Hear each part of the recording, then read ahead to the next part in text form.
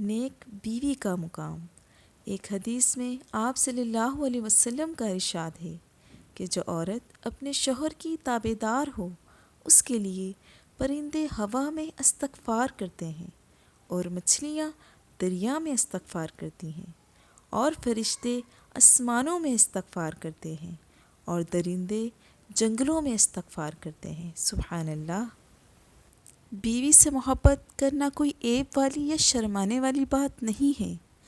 شوہر اپنے گھر والوں کے سامنے اپنی بیوی سے محبت بھری گپ شپ کرنے یا پیار والا نام لے کر بلانے سے ہرگز نہ ہچکچائے، کیونکہ بیوی سے ہنسی مذاق کرنا، پیار والا نام لے کر بلانا سنت ہے، اور اسی طرح سب کے سامنے اسے عزت دینے سے بیوی کو اپنے شوہر سے محبت نہیں بلکہ عشق ہو جاتا ہے۔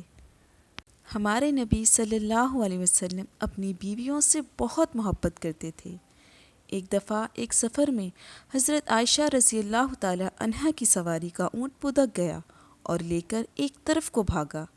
آپ اس قدر بے قرار ہوئے کہ بے اختیار زبان مبارک سے نکل گیا، ہائے میری دلہن! دیکھا ایسی محبت اور بے قراری کے عالم میں پکار اٹھے۔ ایسی بے قراری اگر بیوی اپنے شوہر کی دیکھے گی تو کیوں نہیں اس کا گھر آباد کرے گی۔ میاں بیوی کا رشتہ 3 باتوں کی وجہ سے مضبوط ہوتا ہے۔ پہلی بات اعتبار، دوسری بات محبت، تیسری اور سب سے اہم بات احساس۔